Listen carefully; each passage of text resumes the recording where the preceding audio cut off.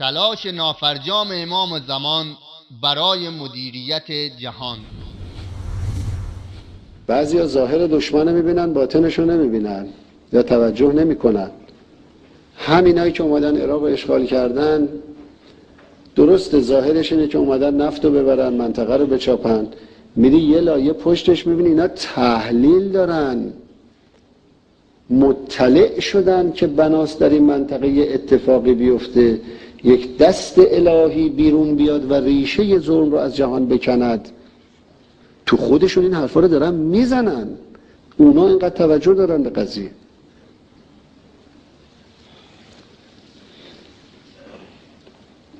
بعضی خیال میکنن امام در دوران غیبت رفته یه جایی مشغول زندگی خودشه، کاری به کار عالم نداره.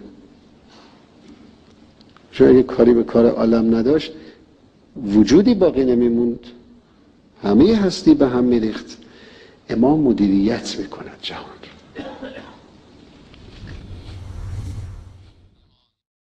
آنچه ایشان در این بخش میگوید صرفاً یک دیدگاه شخصی یا یک اشتباه لفظی نیست، بلکه متاسفانه عقیده تمام شیعیان قالی و رافضی اثناعشری همین است، در حالی که چنین عقیده‌ای 100% با توحید خالص و قرآن کریم در مخالفت و تناقض آشکار است.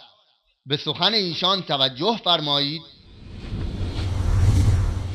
بعضیا ظاهر دشمن رو میبینن، باطنش رو نمیبینن یا توجه نمیکنن. همینایی که اومدن عراق رو اشغال کردن، درست ظاهرش اینه که اومدن نفت رو ببرن، منطقه رو بچاپن. میری یه لایه پشتش میبینی اینا تحلیل دارن، مطلع شدن که بناس در این منطقه اتفاقی بیفته، یک دست الهی بیرون بیاد و ریشه ظلم رو از جهان بکند. تو خودشون این حرفا رو دارن میزنن، اونا اینقدر توجه دارن به قضیه.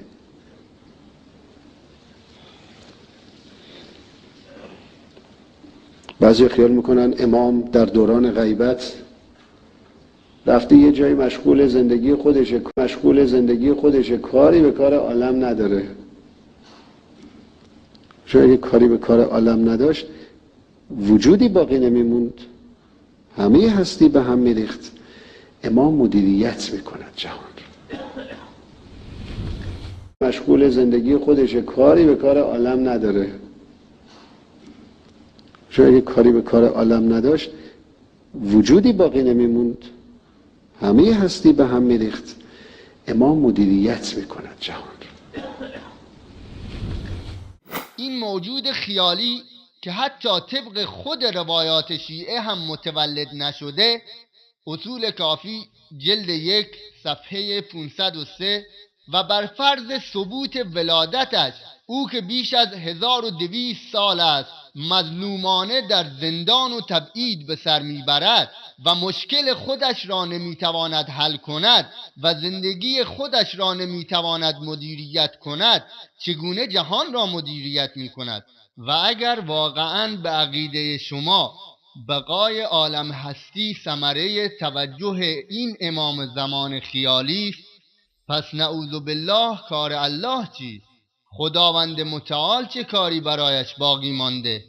این که از خصوصی ترین صفات الله متعال است.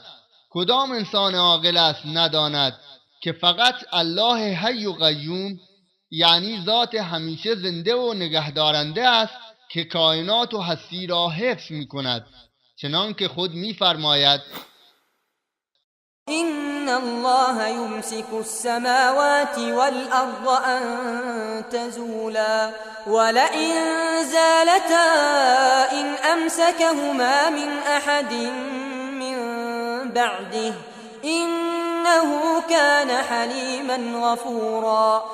یقیناً فقط الله است که آسمانها و زمین را از زوال و نابودی حفظ می کند و اگر آسمان و زمین دچار زوال و انحراف شوند، به جز ذات توانای او هیچ کس نمی تواند آنها را نگه دارد. بیگمان الله بردبار و آمرزنده است.